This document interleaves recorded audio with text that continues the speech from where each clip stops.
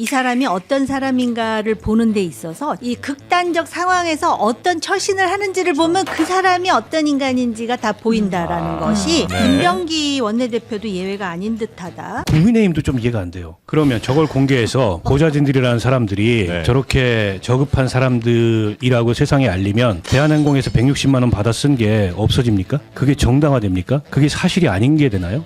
저는 자격이 없다고 생각해요. 저 원내대표 물러나야죠. 저는 이제 변호사 입장에서 네. 연예인 사건들을 해보면 결국 연예인들이 지게 되거든요. 그러니까 100%가 아니면 하지 말라. 확실할 때나 당당하게 하는 거고 확실치 않으면 뒤로 빠지는 게 저는 맞다고 보거든요. 저 정도 애착이 있었으면 또 창피해서 보여주기 싫었으니까 전용 게이트 만든 거잖아요. 네. 몰래 좀 업무를 체크해가지고 좀 더 잘했었으면 그건 저런 또- 일도 안 생겼어요. 하니까 잘하잖아. 여담으로 아니 개딸들하고 무슨 차이가 있냐고 이렇게 하면 안 그래요? 게다가 시가변 시사 토크쇼 장르만 여의도 12월 25일 크리스마스 목요일 순서 시작하겠습니다. 메리 크리스마스 여러분 반갑습니다. 네, 아이고야 반갑습니다. 자, 오늘은 12월 25일 성탄절이고요. 예수님의 사랑이 온 세계에 잘 퍼져야 되는데 우리 정치권에는 그 사랑이 조금 부족한 것 같습니다. 그 부족한 사랑을 메워주실 오늘 네 분 소개해드리도록 하겠습니다. 오랜만에 함께 해주시네요. 우리 박지훈 변호사님 어서 네, 오십시오. 안녕하세요. 박지훈입니다. 네, 반갑습니다. 반갑습니다. 모자가 잘 어울립니다. 예, 좀 뭐 또 얼굴이 커서 이렇게 모자가 약간 쌍탄 모자가 좀 어울린 것 네, 같습니다. 걸쳐 놓으셨네요. 예, 예. 네. 자, 그리고 우리 정호김 전 의원님 어서 오시고요. 안녕하세요. 네, 메리 반갑습니다. 크리스마스. 네, 참 메리 크리스마스도 이렇게 우아할 수는 없습니다.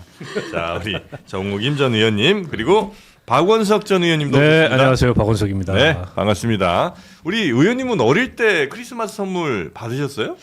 받긴 했는데 뭐 이렇게 그래요? 기억에 남는 선물이 없는 걸로 봐서 네. 대충 주셨던 게 아닐까. 저희 때는 그렇게 막 크리스마스 선물 같은 게 애들한테 있었나? 좀 못 받은 것 같은데 별로. 저는 저희 아이들한테는 몰래 해줬던 것 같아요. 슬쩍 그래요? 물어봤다가 저는 받지는 못했었는데 네. 그 시절에 뭐 선물이 뭐가 그치. 필요합니까? 아유, 하루 노는 게 다행이죠. 부모님 그냥 사랑 받으면 됐죠. 아유, 네. 미안합니다. 네. 부모님이 사랑하시죠? 돌아가셨어요. 아버지는. 네. 죄송합니다. 예. 저도 돌아가셨습니다. 네. 자, 우리 신혜영 기자님 어서 오십시오. 안녕하십니까? 네, 반갑습니다. 네. 우리 신혜영 기자님은 크리스마스 보통 뭐 하면서 지내세요? 먹고 마시며 지냅니다. 그 예수님의 그 피와 살. 포도주. 네, 포도주. 성탄 미사도 갑니다. 그렇죠. 그렇죠. 가톨릭이시구나. 네. 자, 하여튼 오늘은 12월 25일이고요. 이 좋은 날 또 트럼프는 우리 대통령한테 선물을 또 보내왔군요. 네, 오늘 선물 특집으로 시작을 해보겠습니다. 강훈식 비서실장이 어제 페이스북을 통해 공개한 내용인데요.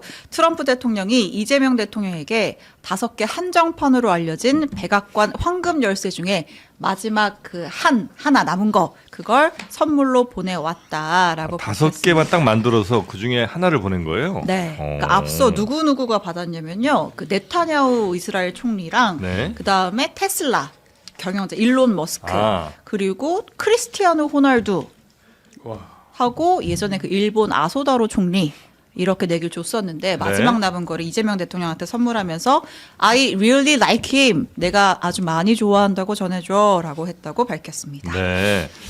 그 이스라엘 총리나 뭐 일본 총리, 일론 머스크 하여튼 트럼프가 굉장히 사랑하는 사람들에게 준 네. 뭐 그런 의미라고 보면 되겠군요. 네, 양 정상 간의 최고의 협력 관계가 형성됐다라는 언급도 있었다고 합니다. 네.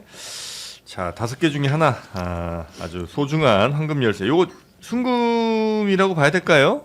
사진 보니까 글쎄요. 색깔은 약간 순금이면 일단 가격이 꽤 나갈 것 같고 네. 그 지난번에 에이펙 그 정상회담 할 때 네. 우리는 금관을 선물했는데 그렇죠. 그때 트럼프 대통령이 무슨 야구 방망이 하나 줬어요. 네. 근데 그 야구 방망이가 오타니 것도 아니고 네. 약간 신인급. 그래서 이게 뭐냐 이게 균형이 안 맞아도 너무 안 맞는다.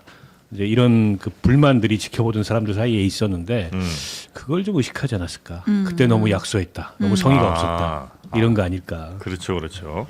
자, 확실히 다른 날보다는 카메라에 뒤통수가 자주 걸립니다. 이 모자가 씌워져 있어갖고 우리 박지훈 변호사님. 머리가 커서 네, 머리 많이 움직이지 마시고. 네. 제가 알기로는 이 금감보다는 좀 더 금이 좀 더 들어가는 것 같다는 생각 들거든요. 그래요? 뭐 금관이 또 제가 들은 바에 따르면 은이 많이 섞였다. 아, 금관? 예. 아, 요거 이제 약간 도금, 예, 도금이라고 그랬겠죠. 봐야죠. 각을 하는 거죠. 예, 그래 따지면 네. 경제적으로는 좀 더 좋다. 아, 우리가 이익을 봤다. 들고요. 저는 그걸 떠나서 상징성이 좀 있는 것 같아요. 아, 네. 그렇습니까? 마지막 남은 열쇠를 이제 줬다는 거는 아하. 그래도 시기상 트럼프한테 지금 정치적으로 그렇게 좋은 상황은 아니거든요. 아, 미국에서. 약간은 뭔가 메시지가 있는 게 아닌가. 그렇죠. 예, 그렇게 좀 해석을 할 필요. 크리스마스 날 선물을 마지막 선물을 아하. 내가 갖고 있는 마지막 키를 당신에게 줍니다. 뭐 이렇게 해석할 여지도 좀 있지 네. 않을까. 이 키에 보면 뭐 키 투 더 화이트 하우스인가요? 네. 그렇게 백악관으로 가는 열쇠 뭐 이런 이제 문구도 새겨져 있다고 하던데 어떻게 요 의미는 그러니까는 한국과 미국 간의 파트너십을 미국의 대통령이 이렇게 환기했다라는 거는 고무적인 얘기라고 볼 수가 있고요. 네. 그 관계가 최고조일 때 주로 선물하는 것 같아요. 지금 일론 머스크하고는 사이 안 좋은 걸로 알고 있는데 과거에 아마 좋을 때 준 것 같고요. 그 다음에 제 생각으로는 이거는 순금일 필요가 뭐 있어요. 그게 중요한 건 그렇죠, 아니겠죠. 그렇죠. 근데 네. 순금은 아닐 거라고 저는 생각해요. 아. 왜냐하면 순금이면 백악관 순금 열쇠라 그랬겠죠. 황금 열쇠라고 하기보다는. 알겠습니다. 하여튼 뭐 의미가 중요하다. 네. 네. 이왕이면 순금이면 더 좋았겠지만. 네, 아, 저도 잘은 몰라요. 요새 또 뭐 허위 조작 정보 가짜 뉴스 그래서. 근데 제 생각으로는 네. 주로 이제 순금으로 주는 경우는 주로 이제 제3세계 국가에서는 그런 일이 있지만 미국에서 순금으로 뭘 줬다는 소리를 들어본 적이 없어요. 아, 그런가요? 네. 제 생각이에요. 네, 알겠습니다. 그 생각. 아, 잘 조심스럽네요. 전해 들었고요. 아직은 법 통과 안 됐어요. 아직 통과 어제 본회의 했잖아요. 통과했습니다. 아니, 그래도 공포 안 됐지. 공포. 공포가 안 됐구나. 지금은 아직 네. 말씀하신 건 괜찮을 미리미리 거예요. 조심해야지. 이거 습관되면. 네, 알겠습니다. 자, 그리고 두 번째 선물입니다. 네. 개미들을 위한 선물이 도착을 했습니다. 정부가 해외 주식 팔고 국내 증시로 복귀하는 이제 이른바 서학개미들한테 양도세를 면제해 주기로 했습니다. 그러니까 쉽게 말하면 달러 그 국내로 가지고 들여오면 우리가 혜택을 주겠다라는 거고 워낙 지금 고환율이 네. 문제니까 이제 좀 환율을 잡겠다는 정부의 강력한 의지의 표명인 것 같습니다. 네. 네. 그러니까 예를 들어서 네. 1인당 한 5천만 원 한도에서 해외 주식 판 다음에 국내 주식을 1년간 보유를 하면 뭐 양도소득세 같은 거를 다 면제해주는 그런 방식이에요. 아, 그러니까 이제 미국 주식 투자하신 분들이 워낙 많다 보니까 네. 그쪽으로 또 달러 받고 나가신 분들 너무 많고 그래서 그분들 좀 이렇게 돌아오게 할 만한 유인책으로 네. 이렇게 이제 비과세를 해준다는 거죠. 맞습니다.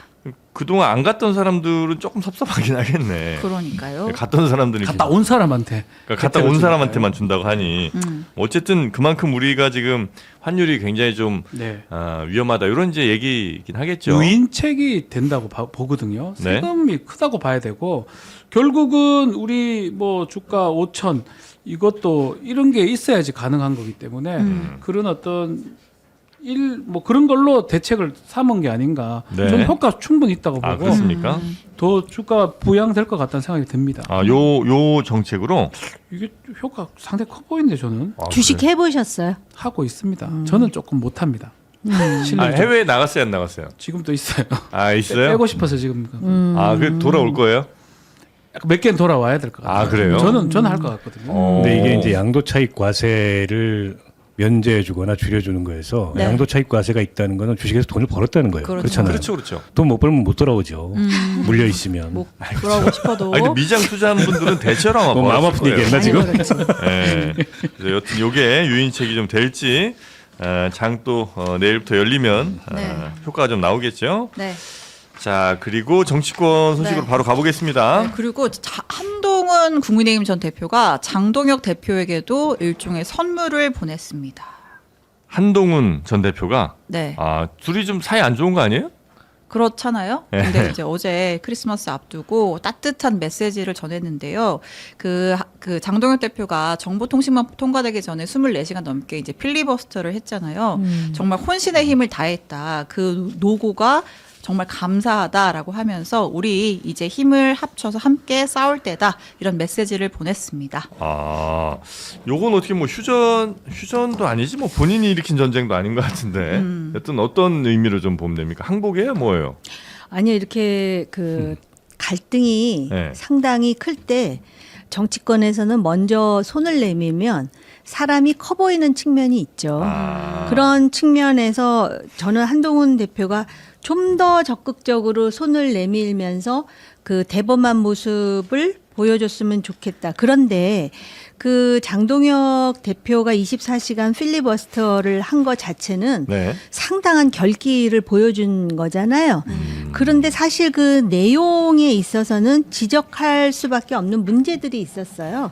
그러니까 크게 큰 가슴으로 포용을 하되 그 부분은 지적하면서 우리 당이 잘 나가자 했었으면 좋겠다라는 개인적인 희망이 있고요. 네. 장동혁 대표에 대해서 많은 분들이 체력을 보여줬다 그러는데 제가 볼 때는 정신력과 도끼를 보여준 게 아닌가 그런 생각이 들어요. 그래서 내부에서는 아마 장동혁 대표에 대한 두려움이 더 커지지 않았을까. 지금 당무감사 다 끝냈다 그러더라고요. 네. 저 메시지에 대해서 이제 다른 평가도 좀 있습니다. 뭐죠? 저게 이제 좀 약간은 유화적인 네. 그런 이제 시그널을 보낸 거다. 그리고 한동훈 전 대표는 이 문제를 지금 풀고 싶어 한다라는 어떤 의미 부여를 하는 해석이 있는 반면에 저기 싸우는데 왜 등을 보이냐. 저러면 같이 싸우던 사람 뭐가 되냐. 그리고 장동혁이 옳으냐 지금 저렇게 하는 게. 예. 아. 그리고 상대가 어떻게 나올지도 모르는데 네. 저렇게 일방적으로 뭐 본인만 유화적인 메시지를 보낸다 그래서 저게 문제를 푸는 거냐. 하긴 2년 저 당원권 정지 맞은 분들 오히려 지금 싸우던 사람들은 다 사기가 떨어져서 그렇죠. 이러면 뭐 어떻게 다리가 풀려가지고 싸우냐 이런 해석도 있더라고요. 그래서 저는 모르겠어요. 그 내부 사정에 제가 잘 모르겠지만 이른바 이제 친한계로 불리는 한동훈 대표와 가까운 국민의힘 내부의 세력은 아닌 것 같다라는 생각이 들어요. 아 그래요? 네, 어쨌든 대중적으로 굉장히 인기가 있는 그런 이제 전도가 유망한 정치인을 중심으로 엉성하게 묶여 있는 그런 정도의 네트워크지. 과거 친이 친박은 이건 세력이잖아요. 생사를 같이 하는 생사의 전선을 같이 넘는 그런 건 아닌 것 같다. 그런 거면은 한 대표가 저런 메시지를 조율했어야 되는 거죠. 내부적으로. 그리고 나서 치고 들어갈 때와 빠질 때를 정확하게 네. 공유하면서 공유하면서 가야 되는데 지금 범친한계 내에서 좀 다른 얘기들도 막 들리잖아요. 그래서 조금 느슨하다. 여전히 당무감사. 한동훈 대표는 네. 이게 뭔가 이게 팬클럽의 지지를 받는 네. 그런 팬덤이 있는 정치인 정도인 것 같다 현재까지. 똑같이 제가 보거든요. 아 그렇습니까? 오히려 결기가 있어야 되는 상황 아니었나 싶어요. 아, 지금은 근데 이게 만약에 어느 정도 메시지가 오건 상황에서 뒤에 가서 해야 되나?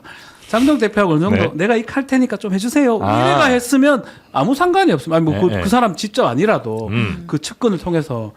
근데 이제 다음에 장동 대표 반응을 봐야 되는데 벌써 아직 반응 안 보이거든요. 예. 그렇죠. 그렇다면 그냥 혼자서 이러는 거고 지금 말한 것처럼 그럼 다른 친한계는 뭐가 되는 겁니까? 그 추종한다고 지금까지 말하기도 고생했던 그렇지만 사람들. 그분들 특히 김정일 최고 지금 2년 당원권 정지 먹고 다른 방송 온데 다 다니고 계시잖아요. 네. 그런 분들 뭐가 됩니까? 그냥 이런 걸 보면 이게 정치력으로 따져보면 뭐가 맞지 않아요. 근데 뒤에 이제 장동혁 대표 그걸 봐야 되겠지만 장동혁 대표가 만약에 호응만 해준다면 어느 정도는 괜찮은데 그렇지 않은 거면 이건 뭐가 되려는가요? 아, 이런 측면이 있어요. 네. 그 김종혁 최고위원이 그런 수모를 당할 때 네.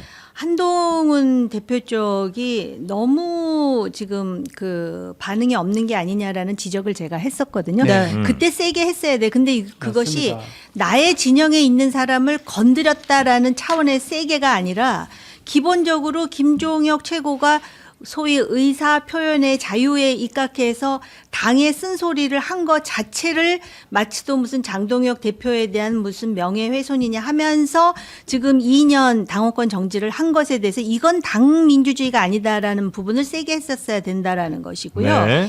저는 한동훈 대표가 먼저 이렇게 손을 내밀었는데 이제 장동혁 대표가 소위 이제 단계를 중심으로 해갖고 징계 절차를 밟는다.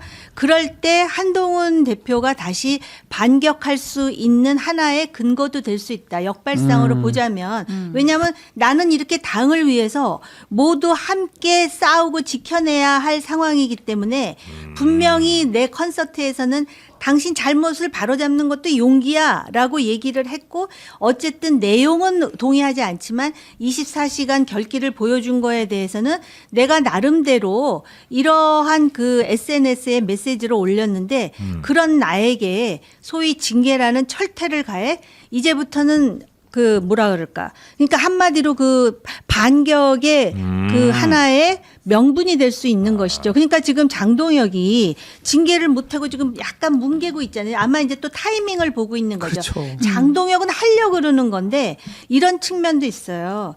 지금 24시간 그렇게 해놓고선 네. 다시 징계로 돌아간다? 그럼 24시간 그 필리버스터는 다시 또 쑥 들어가 갖고 정말 아무것도 아닌 일이 될 수도 있어요. 그러니까 장동혁 대표도 잘해야 돼요. 그러니까 이렇게까지 얘기를 해놨는데 만약에 당에서 무슨 결정을 내리면 그때는 진짜 뒤도 안 돌아보고 완전 들이받을 수 있는 상황이 된다. 완전 유연한 정치인이면 이게 가능한데 저는 장동혁 대표 이때 했던 거 보면 유연합니까? 안 유연하거든요. 아니 우리 정옥임 우리 의원님 같은 아주 정치력이 뛰어나고 정무 감각이 있는 그런 분들이라면 이거 보고 요거 요 정도 하시면 받아주는 게 맞네. 이게 되는데 저는 안 될 것 같아요. 장동혁은 안 된다. 되면 좋겠어요. 장동혁은 한동훈의 손을 안 잡는다. 안 잡지요. 깜짝이야. 안 잡았으면 하는 거 아니에요? 아니에요. 잡아주면 좋겠어요. 저는.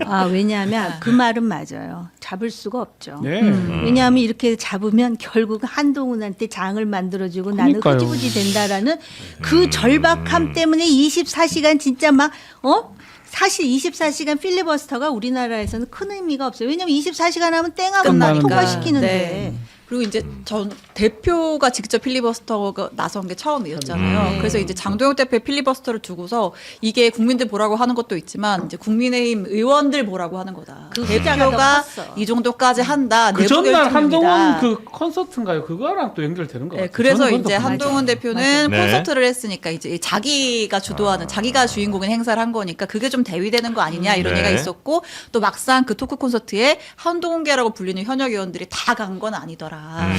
네, 아니 솔직히 저는 한동훈 대표 측에서 조금 아차 싶은 생각이 들었을 거예요. 그러니까 하루 건너 사이로 한 사람은 팬미팅 같은 토크 콘서트를 하고 다른 사람은 24시간 동안 대여 투쟁을 한다. 이게 좀 대비되잖아요. 물론 맥락은 각각 다릅니다. 장동혁 대표가 오래 생각을 했을 거예요. 본인 리더십이 흔들리기 때문에 이걸 좀 반전시킬 수 있는 카드가 뭐가 있을까 네. 싶어서 이제 그 내란 전담 재판부법이 올라오면 내가 쓴다. 딱 쓰는 순간에 저거 내일 아침까지 하겠다 싶더라고요. 분위기가. 분위기가 감지가 되잖아요. 근데 어쨌든 뭐 체력만은 대단해요. 결기도 대단하고. 저 해봤거든요, 필리버스터. 네. 9시간 27분 했는데 오, 길게 하셨네요. 일단 서 있는 것 자체가 너무 힘들어요. 왜냐하면 발바닥이 너무 아프고 그때는 첫 필리버스터여서 네. 중간에 화장실 가야 된다는 생각을 못했어요. 그래서 물도 안 마셨어요. 하는 계속 동안. 참으셨어요? 아니 그러니까 입술만 적셨어요. 입술만. 그리고 왜냐면 물 마시면은 생리현상 때문에 화장실 예, 가야 예, 되니까. 그쵸. 근데 중간에 안민석 의원이든가 이게 기지를 발휘해가지고 의장님한테 손 들고 한번 갔다 오겠다고 그 의장이 갔다 오라 그래서 그게 이제 갈 수 있게 된 거예요. 네. 법에 규정이 있는 건 아니니까. 네. 근데 우린 그런 생각을 못했지 처음에 할 때는. 근데 저거 24시간 한다는 거 쉽지 않아요. 그래서 어쨌든 흔들리던 리더십을 잠시 진정시키고 그리고 뭔가 관망하도록 만드는 효과는 있는데 그렇다고 저게 리더십 위기의 본질적 해소책이냐 그건 아니에요. 된다. 며칠간 진정되는 정도다. 네. 자, 근데 이러한 가운데 그 이제 친한계 내부에서 뭐 저희 다 친분이 있으신 걸로 제가 알고 있는데 김근식 전 최고위원이 나 친한계라고 부르지 마라. 우리가 뭐 한동훈 뒷공문이 쫓아다니는 사람이냐 이제 이런 발언을 해가지고 또 한번 또 시끌시끌했거든요. 네. 이거 잠깐만 들어볼게요. 제가 친한계라는 단어를 굉장히 불편해합니다. 나는 언론사 기자들한테 친한계 쓰지 마라. 혁신파라고 해라. 개혁파라고 해라. 한동훈 무슨 뒷공문이 따라다니고 한동훈 무조건 추종하고 한동훈 따라다니는 거 아니잖아요. 이날 조금 뭐 말이 더 온도가 세긴 했습니다만 전에도 이 비슷한 얘기를 좀 하긴 했었거든요. 예. 약간 답답하다. 토크 콘서트 하고 있으면 어떡하냐. 저쪽에서는 24시간 필리버스터 하는데 라는 네. 얘기를 하면서 이제 뭐 당원 게시판 문제도 한동훈 대표가 스스로 좀 털고 갈 필요도 있다. 가족한테 사실 확인을 하든지 그런 것도 안 하고 있는 건 좀 문제다. 이렇게 얘기를 하니까 또 이제 한동훈 대표를 지지하는 분들이 또 이제 김근식 최고위원한테 뭐 하는 거야. 좀 이런 공세가 있었나 봐요. 네. 그래서 어제 김종혁 전 최고위원이 김종혁, 한동훈, 김근식 셋이 3러브샷을 하는 또 사진을 SNS에 또 공개를 이거 언제적 했어요. 사진이죠? 이게 우리 그 예. 예. 예. 거시기. 녹화했던 네. 날. 네. 그날이에요. 네. 그날이에요. 네. 어쩐지 좀 늦게 오시더라고. 네. 근데 만약에 장동혁 대표가 진짜 마음을 이제 단단히 먹으면, 그러니까 친한 게 혹은 뭐 이게 한동훈과 가까운 사람들 다 쳐내고 나면 아무리 한동훈 전 대표라고 한들 아무리 뭐 팬덤이 있어도 어떻게 못할 거 아니에요. 아유, 근데 이 시국에 그거 하겠다라고 그건- 만약에 생각을 했다면 네. 진짜 대표로서 큰 그림을 볼 줄 모른다라고 비판해도 할 말이 없을 것 같고요. 이 흥미로운 게 김근식 네. 위원장 논란이 있자마자 네. 이렇게 이제 3명이 사진을 찍어갖고 올린다라는 거는 네. 그만큼 반응에 상당히 민감하다는 거잖아요. 그렇죠. 그러면서 아마 굉장히 욕을 먹나 봐요. 김근식 위원장이. 저는 개인적으로 김근식 위원장에 대해서 어떤 사감이 없어요. 그런데 가만히 들어보면 이게 꼭 틀린 말인가 싶어요. 김근식 위원장이 한 말이 예, 네. 솔직히 말씀드리는 거예요. 그리고 예. 제가 그것도 얘기했잖아요. 단계와 관련해 가지고 여기가 법의 영역이 아니고 정치의 영역이기 때문에 그 보수 정당을 지지하는 사람들 중에 도대체 그 내막이 뭐야 궁금해하는 사람들이 되게 많아요. 법으로 이게 오픈이 되냐 안 되냐가 중요한 게 아니라. 근데 한동훈 대표가 이거에 대해서 항상 우리는 미래로 가야 합니다라고 절대 얘기 안 하는 하죠. 상당히 뭐랄까 구름 위에 서 있는 듯한 얘기를 하거든요. 그림자 같은 이야기. 그런 것에 대해서 상당히 그 보수 지지자들이 한동훈 대표의 팬클럽 멤버 같지는 않다라는 거를 인식해야 돼요. 그래서 오히려 이제 김근식 위원장이 이왕이면 네. 공개적으로 하지 말고 먼저 1대1로 대면해서 이런 쓴소리를 좀 해보고 말이 먹히는지 그랬으면 이제 좋았다라는 그런 부분도 있겠으나 이런 쓴소리에 대해서 뭐라 그럴까 거의 정말 거의 벌떼처럼 막 달겨들어서 공격하는 그 모습을 보면서 네. 나 이거 그냥 솔직한 성탄절이니까 예수님이 네. 계시다는 전제. 아니 개딸들하고 무슨 차이가 있냐고 이렇게 하면 안 그래요? 예. 네? 왜 박지훈 아니. 변호사한테 그래요? 개딸 아닌데요. 아니 그렇게 이게 팬덤 정리 좀 해주세요. 팬덤의 형태가 본질적으로 비슷해요. 누구의 팬덤이든 비슷합니다. 갑자기. 그런데다가 아주 정치 고관여층이라고 보기 어려운 분들이 예. 한동훈 팬덤의 주류를 형성하고 있습니다. 그렇다 보니까는 즉자적이고 감정적인 이런 반응들이 주를 이루는 거고 한동훈 전 대표의 생각은 아닐 거예요. 뭐 저 정도의 쓴소리도 수용 못하면은 그건 리더로서의 자격이 없는 거죠. 그리고 김근식 저 위원장이 뭐 잘못되라고 한 얘기도 아니고 답답하니까 한 얘기. 크게 틀린 얘기도 아닌데. 틀린 얘기도 아니, 저도 아니고. 잘 되라고 아니 지금 언젠가 털고 얘기한 가야죠. 저 네. 문제를 계속 털어야 그냥 돼, 입 다물고 이거. 있을 문제는 아니고 다만 타이밍이 지금이냐. 저렇게 지금 가지고 공격을 해오는데 지금 타이밍이냐. 뭐 이런 문제는 있을 수 있어요. 근데 저는 먼저 뭐 했었어야 되는 거 맞아요, 아니에요? 진짜. 그렇죠. 이 얘기가 이제 불거지기 시작했을 네. 때 털어버렸어야 되는 거 아니냐. 그러니까 그건 놓친 것 같아요. 제가 예, 보니까 예, 예. 그 시기에 딱 판단을 못하고 좀 놓친 게 아닌가 싶은데 언젠간 털어야 되는데 그 문제를 떠나서 장동혁 대표가 어떻게 할 거냐. 이게 일단 전 중요한데 네. 말씀하신 대로 뭐 24시간 해놓고 돌아서 가지고 또 징계 계속하고 이러면 이제 앞뒤가 안 맞잖아요. 근데 최근 들어서 장동혁 대표가 변화 얘기를 하면서 뭐 이명박 전 대통령도 만나겠다. 네. 이준석 대표하고도 만나겠다. 네. 방향이 심지어는 이제 그쪽으로 가던데. 유승민 전 의원도 만날 가능성이 있다. 이런 예. 관측들이 나와요. 이 얘기는 뭐냐면 한동훈 빼고는 다 만나겠다. 그러니까. 네. 예. 이건 것 같아요. 그래서 그럼 당 한동훈과 내에 만날 일이 없네요, 당 내에 한 그러면. 50여 명 정도 네. 뭐 이렇게 경청했다고 하잖아요. 네. 그때 장동혁 대표 쪽에서 보낸 메시지는 우려하신 바를 알겠고 내가 확실히 변화하겠다. 다만 시점을 좀 기다려 달라. 그러나 정리할 문제는 정리하고 가야 된다. 왜냐하면 우리 지지층의 요구도 있으니 그러니까 이걸 분리시키는 거예요. 당의 혁신 변화라는 거하고 한동훈 게이트 정리하는 거하고 저는 이렇게 가고 있다고 봅니다. 네. 그래서 저 막상 할 수 있겠어? 그러면은 본인이 변화하겠다는 거하고 반대 방향인데 논리적으로는 맞는 얘기인데 실제 장동혁 대표는 지금 그렇게 움직이고 있어요. 이게 애니띵 but 한동훈인 거예요. 네, 네, 한동훈 빼고는 다 오케이. 네. 그러니까 저는 이 김근식 위원장이나 뭐 김종혁 최고나 저는 한동훈 전 대표한테 하는 말로 보이거든요. 뭐가요? 좀 지도자로서 역할을 해달라. 아, 네. 친한계 아니지 않냐 이 말이 뭐냐면 우리 친한계가 되려면 당신이 좀 입장을 보여줘라. 정확하게 보여줘야 된다. 그렇게 해석의 여지가 있어요. 네. 단계를 털려면 그걸 법적으로 털든 뭐 정치적으로 털든 어떻게 하든 해달라는 요청의 일환으로 보이고. 그래야 우리도 확실하게 지지를 그렇죠. 하고 할 수 있으니까. 그래서 사실은 계속 말하지만 타이밍은 계속 오고 있거든요. 한동훈 대표는. 네. 계속 늦어지는 것 같아요. 이건 뭐 이상한 메시지 보내가 장동영님 이거 할 때가 아니거든요. 네. 아 되면 모르겠지만 이게. 네. 장동혁 대표 입장에서는 지금 그 24시간을 하긴 했는데 그렇다면 당신 계엄은 탄핵에 대해서는 어떻게 생각하는지에 그러니까요. 대해서 답변을 안 했단 말이에요. 예.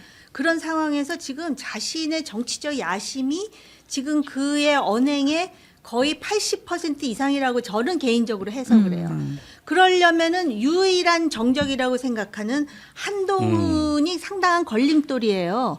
그러니까 객관적으로 보면 한동훈이라는 사람은 지난번에 그 대장동 그 항소 포기라든지 론스타라든지 보면은 자산이 되고도 남을 사람인데 요게 걸림돌이에요. 장동영에게는. 근데 그걸 어떻게 그 지렛대로 넘기느냐? 그 빌미가 단계예요. 근데 이 단계를 붙들고 있는 거야. 그러니까 자기 가족이 연루됐다고 생각. 심지어는요. 이거 한동훈 대표 들어야 되는데 무슨 얘기가 나오냐면은 친한계에서 그렇게 얘기를 해도 말을 안 듣는다라는 소문이 나고 이거 한동훈에겐 굉장히 마이너스예요.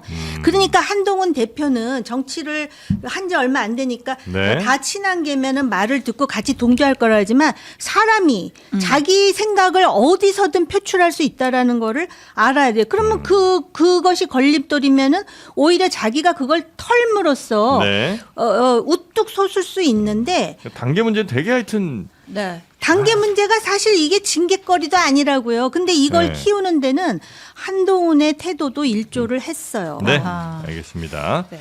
그래서 지금 이제 무슨 얘기가 또 있냐면 일단 한동훈의 징계 혹은 당원 게시판 관련된 조사 결과가 확정이 되고 나면 그래서 한동훈 쳐내고 나면 그때 돼서 장동혁 대표가 개헌 반성 대국민 발표를 할 말도 안 돼. 거다. 그러니까 바로 그거를 이런 얘기가 지금 나오는 거고 이제 그와 지금 동시에 못해요. 또 이준석 대표랑 지금 통일교 특검에서 연대하고 있잖아요. 네. 같이 단식을 할 수도 있고 이제 그러면서 또 지방선거 연대까지 갈 수도 있다. 이런 얘기들도 지금 나오고 있습니다. 근데 잘 봐야 되는 게 그 장동혁 대표를 향해서 변화를 요구하는 당내의 목소리는 중진들도 있고 꽤 있어요. 유튜브 어떻게 할 예. 근데 한동훈 전 대표와 김종혁 최고위원을 향해서 네. 지금 추진되고 있는 징계에 대해서 당내 거센 반대의 목소리가 있나요? 저는 별로 본 적이 없습니다. 그러니까 친한계 의원들이 입장을 낸 거는 있고 뭐 방송 같은 데 나와서 그렇게 가면 안 된다 경고한 건 있는데 대체로 중진들은 그냥 관망하고 있는 것 같아요. 원론적인 지금 시점이 이게 맞냐 이런 정도의 얘기를 그 얘기는 나경원 의원도 했어요. 근데 국민의힘의 역사가 비겁한 역사가 많아요.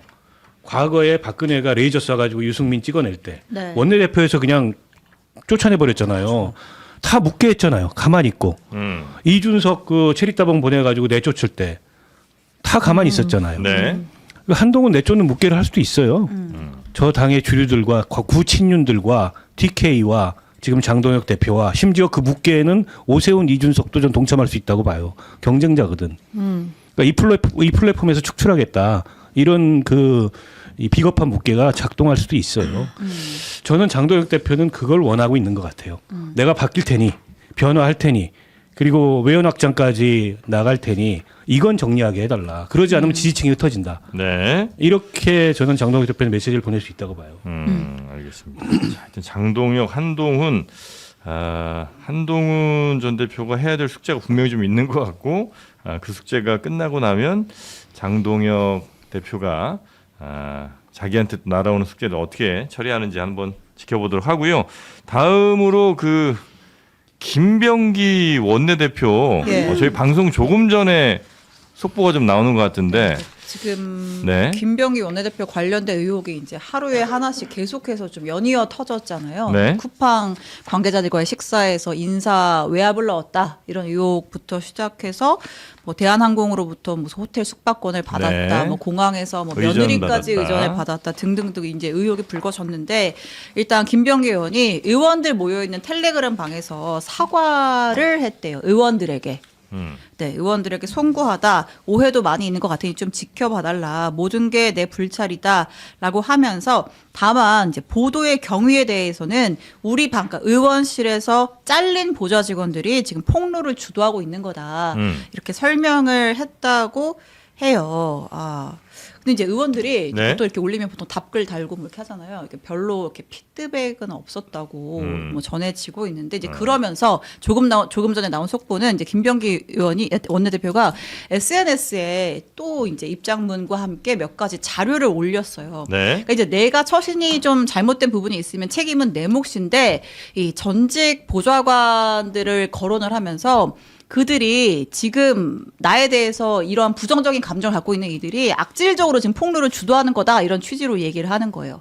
그러니까 그러면서 네. 그 보좌진들이 있었던 텔레그램 방에서 나누었던 대화들을 이제 공개를 한 거예요. 보좌진들끼리 끼리만 모여 있는. 있는 텔레그램 방을 김병기 의원이요? 네. 그래도 되나? 그러니까 이제 어떤 경위로 입수를 했는지 모르겠는데 네. 일단 저 텔레그램 방의 존재를 알게 된 게 이제 계엄 다음 날이었대요. 아니 그거는 차치하고 네. 그러면 저걸 공개해서 보좌진들이라는 사람들이 네. 저렇게 저급한 사람들이라고 세상에 알리면 네. 대한항공에서 160만 원 받아 쓴 게 없어집니까? 그게 정당화됩니까? 그게 사실이 아닌 게 되나요? 그러니까 저 사람들이 수준이 어떻건 그건 객관적인 사실이고 국회의원으로서 해서는 안 되는 행동이고 청탁금지법 위반에 해당하잖아요. 왜 저런 자해적인 행위를 하는지 모르겠어요. 저는 김병기 원내대표는 저는 자격이 없다고 생각해요. 네. 저 원내대표 물러나야죠. 그러니까 여당의 어떻게- 원내대표가 지금 나오는 얘기들을 보세요. 그 쿠팡 관계자들 만나가지고 내 보좌진이었던 사람들이 지금 쿠팡에 가 있는 사람들이 저런 사람들이니까 잘라라. 라고 요구를 해서 뭐 요구를 했다는 게 확정된 건 아니지만 그런 의혹이 있잖아요. 네. 그래서 한 사람은 채용 절차가 중단이 돼 버렸고 한 사람은 이유 없이 중국으로 네. 비정규직으로 신분이 바뀌어서 발령이 났다는 거 아닙니까? 그러니까 보좌진들이 그렇게 대응하는 거 아니에요? 지금 우리가 이제 맥락을 쭉 놓고서 이해를 하자면. 네. 근데 기자들한테 그 해명하는 태도도 뭐 맞아요, 됐어요? 뭐 네. 이렇게 얘기를 한다든지 상처에 소금, 소금 뿌리지 뿌리냐. 상처에 않게. 소금 뿌리냐라고 얘기를 네. 한다든지 아니 도대체 지금 여당의 원내대표 정도 되는 사람의 정치적 책임감에서 보일 태도냐고요 그게. 그러니까 보좌진들 그렇게 공격한다고 해서 뭐 말씀하신 것처럼 본인의 지금 제기되고 있는 의혹들이 없어지는 게 아니잖아요. 이게 사실 네. 뭐 어떤 잘 나가던 CEO라든지 정치인이 네.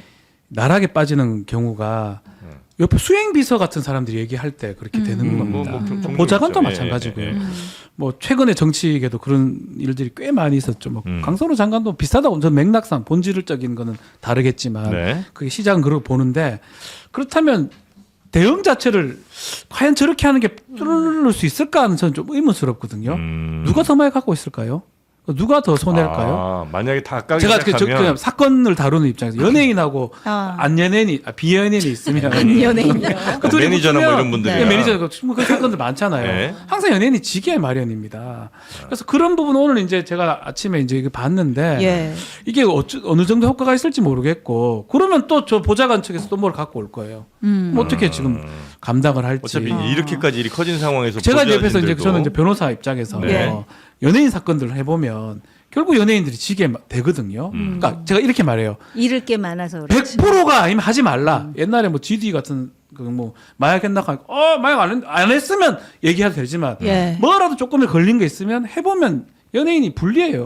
국회도 마찬가지고. GD 마약 사건 그거 하셨어요? 아니 제가 한 게 아니고 그때 TV로 봤죠. 경찰 조사 받을 때 저도 네. 제가 왜 여기 나와 있는지 뭐 모르겠습니다. 그렇게 당당하게 확실할 했었죠. 때나 당당하게 하는 거고 확실치 않으면 뒤로 빠지는 게 저는 맞다고 보거든요. 그래서 맞아요. 오늘 이것도 저는 어떻게 진행될지 모르겠지만 저는 좀 아쉽습니다. 대응 아니 방법이. 제가 거기다가 이제 또 첨언을 좀 하고 싶은데요. 네. 그 연예인 비연예인 또 이제 극단적 상황을 말씀하셨잖아요. 이런 정치인들의 어떤 그 본질, 이 사람이 어떤 사람인가를 보는 데 있어서 정치인뿐만이 아니죠. 이 극단적 상황에서 어떤 처신을 하는지를 보면 그 사람이 어떤 인간인지가 다 보인다라는 것이 지금 윤석열 전 대통령서부터 쭉 이렇게 지금 보여지고 있다. 네. 김병기 원내대표도 예외가 아닌 듯하다. 그다음에 이제 정치인의 책임감에 대해서 의원님 말씀하셨는데 그 보면은 지금 그 행태 중에 하나가 예를 들어서 나도 걸렸는데 다른 의원들도 좀 했다라는 얘기를 한다라든지 아니면은 이거는 내가 한 게 아니라 보좌관들이 했나 보다라고 얘기한다든지 모든 것이 나의 책임으로소이다라고 말하지 않아요. 또 어떤 사람이 하나가 환기가 네. 되시잖아요. 그런데다가 이거는 좀 개인적인 생각이지만 네. 그러면 만약에 김병기 원내대표가 이 일을 계기로 이 일뿐만이 아니라 그동안 누적이 되어 있었는데 그렇게 해서 여기 이 상황에서 낙마가 되면 이제 새로운 원내대표가 들어와야 되잖아요. 네. 근데 그동안의 당청 간의 이러한 그 신경전이라든지 어떤 그 갈등이 부글부글 할 때 나름대로 대통령실의 입장을 그 상당히 반영하면서 문제 해결을 했던 주역이 김병기 원내대표였었어요. 예. 그런데 지금 어찌됐든 그 대표에서도 지금 보궐선거가 있잖아요. 최고위원들. 네. 근데 이제 원내대표가 과연 누가 될 것인가. 왜냐하면 원내대표는 의원들이 뽑지 않습니까? 그렇죠.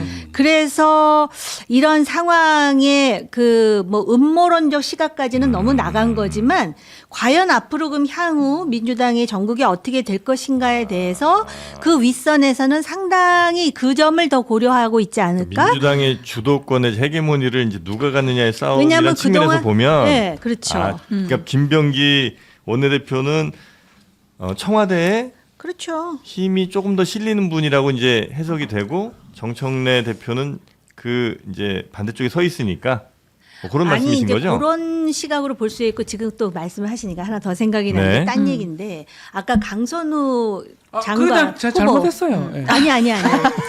왜 말을 그때 어떤 얘기가 돌았었냐면 네. 그때도 보좌관 갑질이 이슈였잖아요.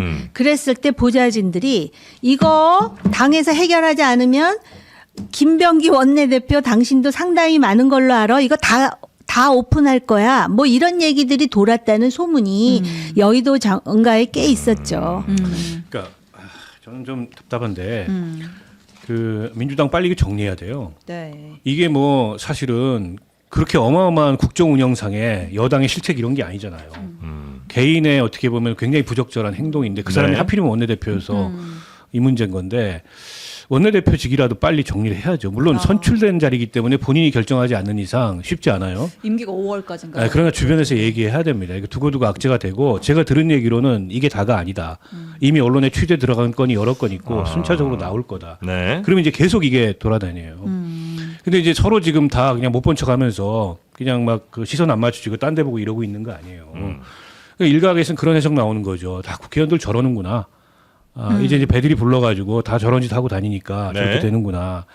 근데 실제 김영란법 그 청탁금지법 제정 이후에는 피감기관에서 아까 김병기 원내대표 초창기 해명은 다 한 거 이게 다 국토위 의원들한테 이런 게 갔다.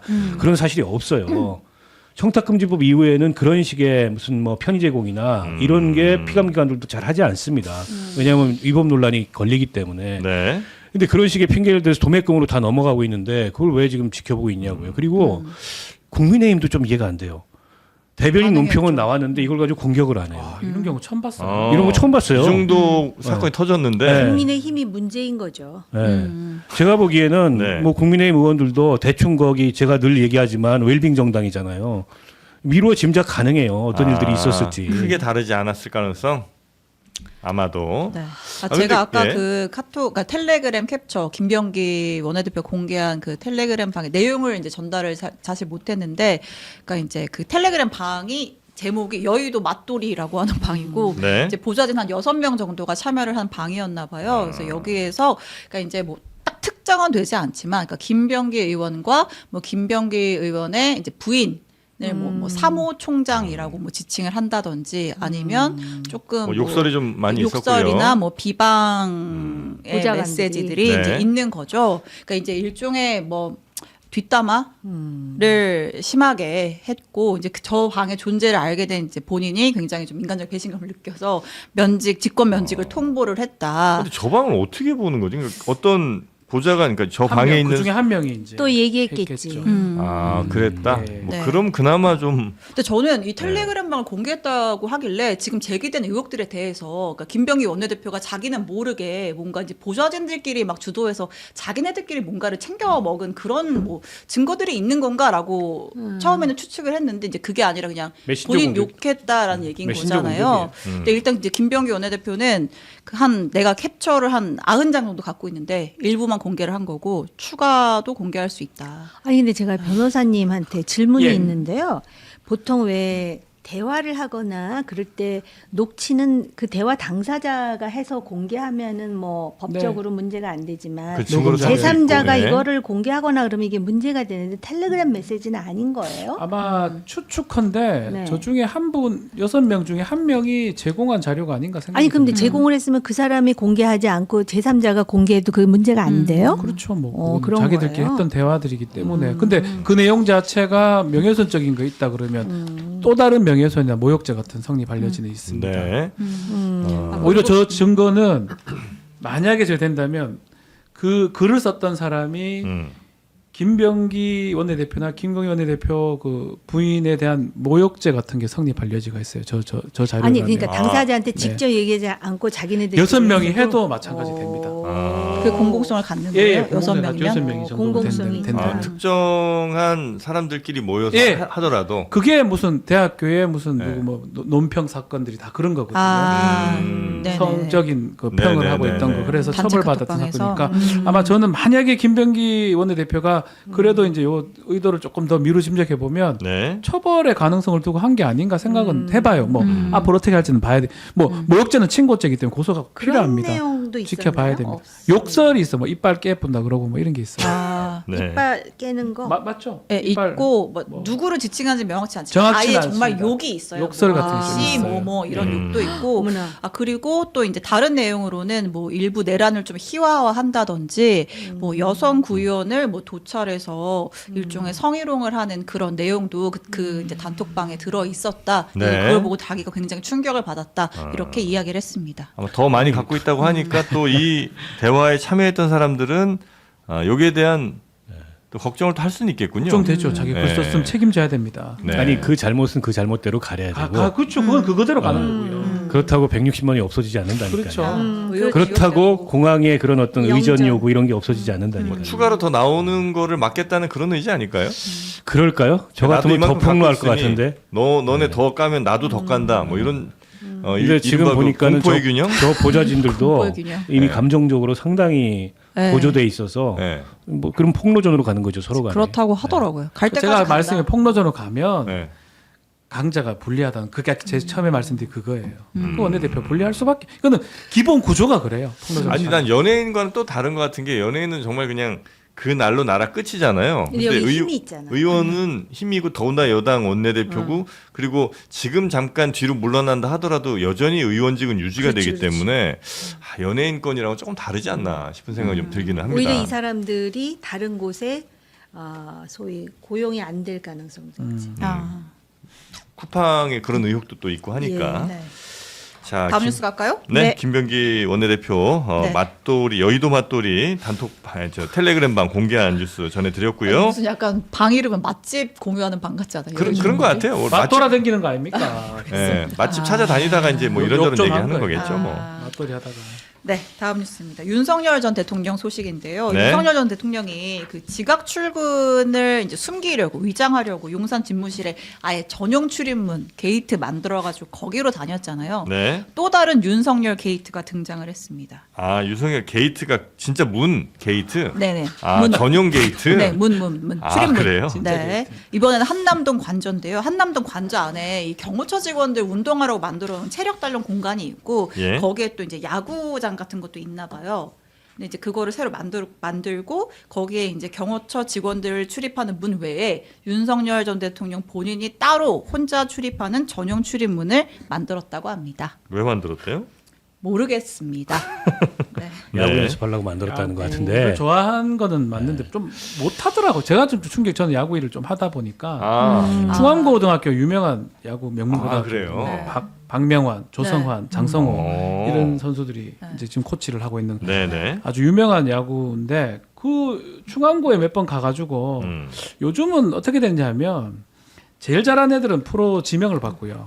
고3들이 못한 애들이 대학교 대학을 가거든요. 가고. 야, 너희들 열심히 해가지고 연고대 가야지라고 하더라고요. 열심히 하면 연고대 못 프로를 네. 가야 돼. 그때 보면서 야구를 잘 모르시는데 이런데 야구에 이거 옛날 그 자기 젊을 때. 네. 그래서 아마 뭐 초등학교 가서 야구 배도 움직이고 이런 네. 것들을 네. 잘 보이고 싶었던 거예요. 그래서 혼자서 연습한 게 아닌가. 저희가 전용 야구 연습장 만들어가지고 전용 출입문으로 이제 좀 남들한테 눈에 안 띄게 네. 뒤에서 연습을 한 건데 이게 왜 그랬냐면 사실 윤석열이 되게 야구 광으로는 알려져 있는데 한번 그 어린이 초등학생 늘봄 교실 가서 시범 보이다가 약간 망신 당한 적이 있었어요.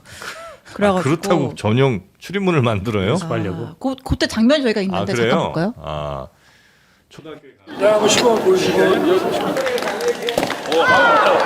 아 이게 공을 때려야 되는 그 밑에가 맞는구나. 이게 어렵다. 충성관에다가 대통령 전용 출입구를 내서 들어가서 곧바로 야구를 할 수 있도록 만들었다. 그래서 야구 실력을 연마해서 어린이 야구 클리닉 가서 혹시 기억나십니까? 윤석열 씨가 야구 시타했던 게 있습니다. 눈에 띄면 좀 부끄럽잖아요. 그러니까 전용 출구를 또 만든 거예요. 다른 사람 눈에 잘 안 띄게. 아 저렇게 이제 야구 연습을 했다 이거죠? 그러니까 이제 저렇게 약간 망신을 당하고 나니까 네. 졸지부심 관저에다 전용 연습장 만들고 남들 눈에 띄면 좀 창피하니까 전용 출입문 만들어서 연습을 했고 근데 그나마 다행인 건 실력이 좀 는 것 같습니다. 아 그래요? 근데 네. 저분들은 저 부부의 심리를 보면 네. 본인들이 천년만년 관저에 살려고 했던 것 같아요. 그 전용 통로 만들고 네. 저런 거 만들고 흰옥기탕 만들고 개 수영장 만들고 그러니까 아예 이제 관저에서 안 나와주고 거기 계속 살 생각을 한 게 아닌가. 아, 저 이제 뭐 대통령실이 청와대로 다시 재이전을 했습니다만 네. 애초에 용산 이전 자체가 굉장히 문제가 많은 이전이었잖아요. 네. 이 공론화도 안 됐고 그리고 갑작스럽게 내일까지 비워달라 문재인 전 대통령한테 그렇게 해가지고 개방하고 추진한 거 아닙니까? 그러면서 국방부였던 자리로 들어가서 군과 굉장히 밀접한 물리적 거리를 유지하면서 거기서부터 이제 역심을 키운 거예요. 그런 해석이 사실 특검 발표문에도 나와요. 네. 근데 거기 더 나가서 이게 이제 왕자 썼던 심리하고 비슷한 것 같아요. 손바닥에. 그러니까 살아보니까 너무 좋아서 그냥 계엄했나? 뭐 그런지는 모르겠으나 애초부터 되도 않는 그런 말하자면 이 반역의 그런 마인드를 가지고서 네. 대통령실 이전부터 이렇게 추진했던 게 아닌가 싶고 아니 그렇지 않고서는 자기들이 5년 있다가 다 비우고 후임자가 들어오면 다 보게 되는데 그거를 흰옥기탕 같은 거를 네. 그 전에 원상 회복하려고 그랬나? 그걸 한다는 게 말이 안 되잖아요. 공사 구분이 아무리 안 돼도 말이 안 되는 행동들을 저렇게 하고 저는 있어요. 야구하는 장면을 보면서 또 노력하니까 되네 이런 생각도 또 들긴 들었거든요. 되게 저 긍정적이시네요. 개인적으로는 그 애들 하는 거 저거는 살짝 치면 다 돼요. 근데 더 연습하니까 더 어려운 것도 탁 치고 볼도 잘 던지고 골프도 또 연습 많이 했잖아요. 골프 잘하잖아요. 그러니까 네. 저 연습을 하지 말고 정말 국정 관련된 거를 좀 더 신경을 썼었으면 또 뭐 지난 일이긴 하지만 네. 저 정도 애착이 있었으면 또 창피해서 보여주기 싫었으니까 전용 게이트 만든 거잖아요. 네. 몰래 하면서도 잘하고 싶은 모양이 있으면 몰래 좀 업무를 체크해가지고 좀 더 잘했었으면 그것도 저런 일도 안 생겼을 건데 할 사람 이런 생각도 맡겨놨지 들어요. 뭐. 김건희 씨. 하니까 잘하잖아. 여담으로 예. 제가 이제 신흥 야구 명문 고등학교를 나왔는데 아까 쭉 어디죠? 이름들을 쫙 거론하더라고요. 저는 딱 한 명만 거론하겠습니다. 누구죠? 최정 선수가 제 후배입니다. 유신고 나왔어요? 무슨 거? 유신고등학교. 유신고등학교. 수원에 있는 유신고등학교. 어떻게 선수 이름 만들 거 알아요? 야구 전문 프로야구 에이전트 하니까 맨날 그 따라서 유신고 가고 충암고도 가고 그러니까 아까 쭉 이러니까. 거론했던 사람들을 다 합쳐도 최종 한 명만 안 되죠. 이 무게감이라는 게. 아, 근데 그래요? 유신고가 뭐 4강 관계 다 죄송해요. 네. 우승을 제가 못한 걸 죄송한 우승 못한 걸로 알고 있는데. 아니 우승을 왜 못해요? 우승 여러 번 했죠. 죄송해요. 아, 고등학교는 봉황대기 뭐 이런 거죠? 봉황대기, 청룡기, 대통령배, 뭐 요즘 이마트배도 있고 뭐 이마트배도 많습니다. 예. 있고요. 변호사님도 야구하세요? 저는 봅니다. 아 보기만 하시고. 윤석열 전 대통령보다는 잘할 것 같아요. 조금 더. 워낙 많이 봐서. 에이전트인데 그 저 정도는 해야지. 김도영 에이전트 아니겠습니까? 아. 누구요? 김도영 선수. 넘어가겠습니다. 홍창기 선수. 네네네. 자, 그리고 다음 뉴스 네. 넘어갑니다. 그리고 윤석열 전 대통령 7번째 기소가 됐습니다. 네. 무상 여론조사 이제 제공받은 혐의로 정치자금법 위반 혐의로 윤석열, 명태균 나란히 기소가 됐고요. 네. 한 2억 7천만 원 상당의 여론조사를 58차례 제공받았다. 이를 통해서 범죄 수익 1억 3,700여만 원을 얻었다라고 해서 이제 기소가 됐고, 같은 혐의로 이제 김건희는 이미 기소가 됐어요. 둘이 네. 이제 공모 관계로 봤기 때문에 그래서 김건희는 아마 1월 말에 1심 선고까지 나올 것 같습니다. 1월 말에. 네. 자, 그리고 또 넘어가 볼까요? 그리고 어제 또 내란 재판 있었는데 네. 지금 이제 윤석열이 계속해서 국회의원들 체포하라는 짓 내가 안 했거든 이런 주장을 되풀이하고 있잖아요. 네. 역시 이를 반박하는 쐐기를 박는 증언이 또 한 번 나왔습니다. 이거 짧게 들어볼게요.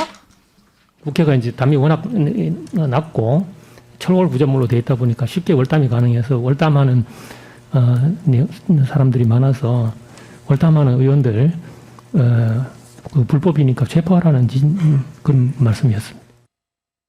전 경찰청장 에게 그 지시를 했다는 거, 그 증언이 나왔다는 거죠? 그렇죠. 일단 국회 네. 봉쇄하고 그럼 이제 들어가려면 담 넘을 수밖에 없으니까 그러면 담 넣는 행위 자체는 불법이니까 체포해 이렇게 구체적으로 지시를 했다는 거죠. 네. 네.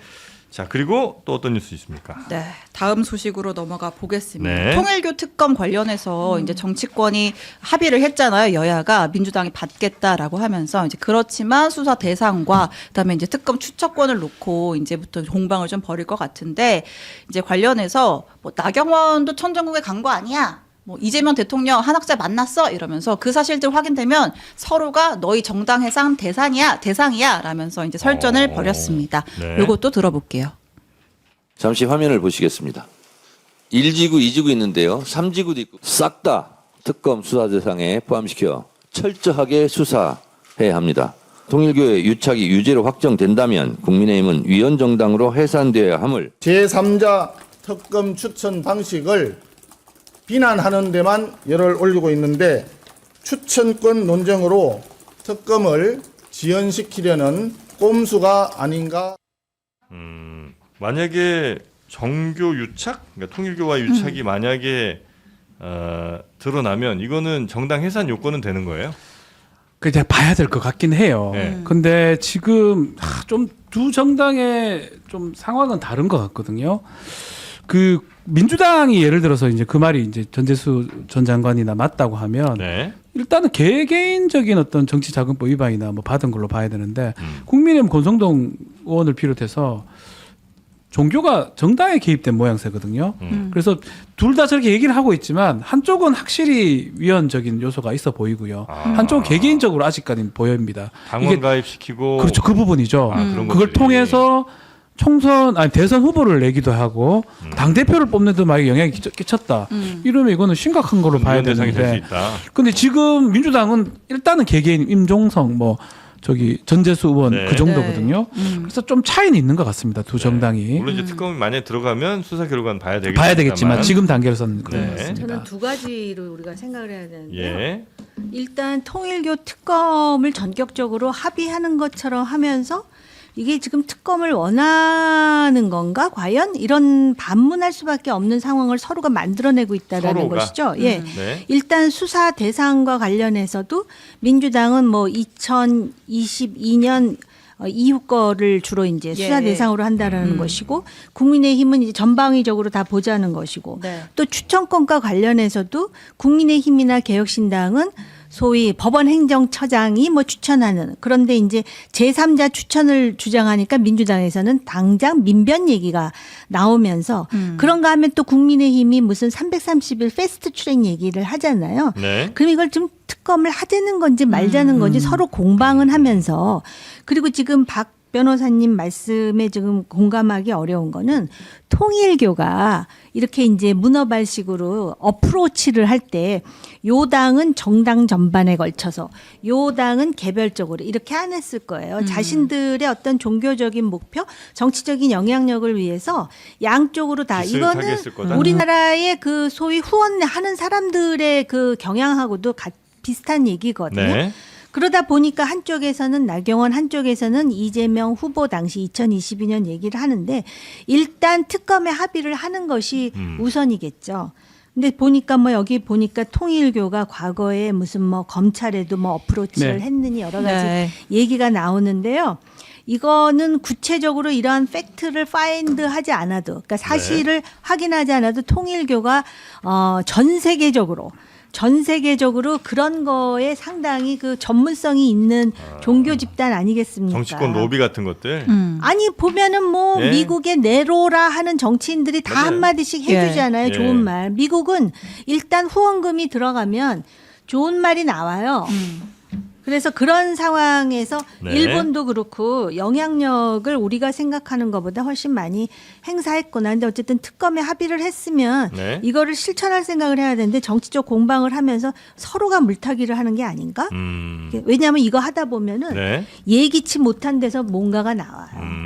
특검 막상 조사 들어가기 네, 시작하면 아주 극적인 얘기가 나올 수가 있죠. 네, 알겠습니다. 근데 사실 국민들 입장에서 볼 때는 뭐 여든 야든 하는 게 맞죠. 국민들은 여론조사를 해봐야 70% 정도니까요. 예, 예. 뭐 거의 다 원한다고 봐야 어느 돼요. 쪽이라고 특별히 봐줄 봐줄 수도 생각도 없고 네. 찾아낸다면 네. 처벌해야 되고요. 네. 맞습니다. 예, 처벌해야 네. 되고 그리고 정치하면 여야가 안 되죠. 다 아마 관련이 있는 것 같으니까 어쨌든 특검 추천도 가능한 여야 정치인들이 배제된. 배제되는 그렇죠. 게 그래도 그러다 보니까 법원의 경처 공정하겠죠. 민변이 나오는 것 같고 네. 저는 견적도 좀 나왔지 않을까 싶거든요. 견적이요. 그러니까 자기는 알 거 아니에요. 그렇지. 나 먹었는데, 나는 뭐 했는데, 그러면 알 거 아니에요. 지는 알 거 아니에요. 네. 자기는 알지. 저도 알거든요.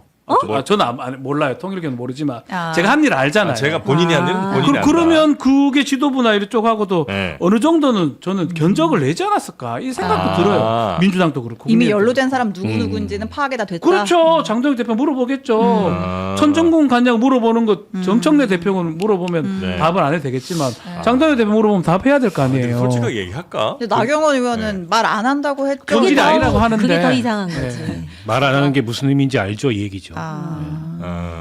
본인이 드러날 때까지는 얘기 안 할 것 같기도 한데. 그러니까 저는 안 왜냐면, 한다고 네. 보고요. 그죠. 그러니까 약점 잡히잖아 또 네. 본인이. 이게 특검이 만약 시작이 돼서 수사가 진행되면 진짜 불똥이 어디로 튈지 모르고. 그러니까요. 그래서 이게 여당으로 튈지 야당으로 더 튈지 이건 진짜 수사해봐야 아는 거고 네. 그런 판단 때문에 사실은 민주당에서 우리에게만 일방적으로 이게 불리한 상황은 아닐 수 있다. 그리고 시기적으로 보면 2022년 대선 때 국민의힘을 상대로 전방위적 로비를 벌인 거고 한학자의 결정으로 윤석열로 가자 이걸 결정한 거잖아요. 그러니까 훨씬 더 문제가 클 수 있다 이렇게 판단을 하고 있는 것 같고 저렇게 여론이 높은데 안 받으면 그때부터 이제 끌려다녀요 야당한테. 근데 민주당으로서는 그럼 국정 주도권, 전국 주도권을 내줄 수 있잖아요. 네. 그건 이제 싫다 이런 판단을 한 거고.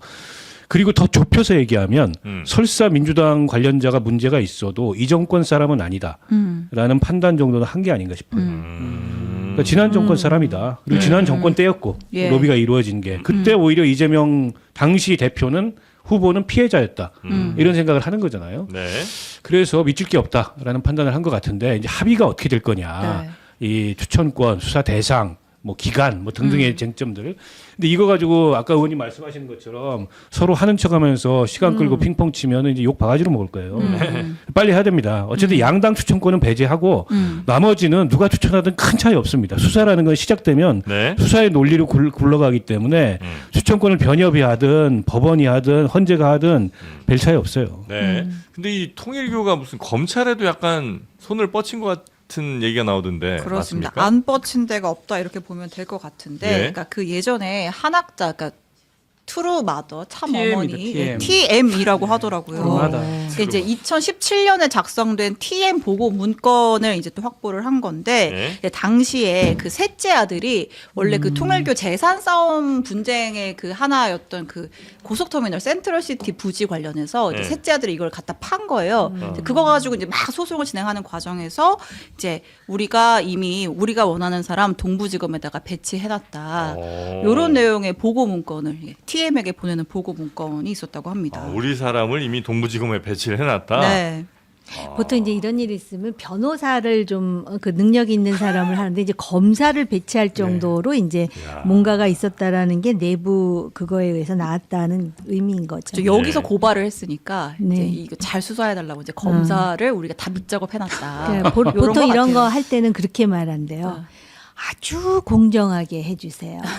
그런데 통일교 한학자 총재가 억울하지 않게 아주 공정하게 공정하게 이렇게 해주세요. 얘기를 한다. 그럼 다 알아듣고 그렇게 알아듣는 그리고 거예요. 나서 이제 또 두둑하게 뭘 또 챙기겠죠. 당연히 그 그러니까 우리는 그렇게 상상을 하는데 네.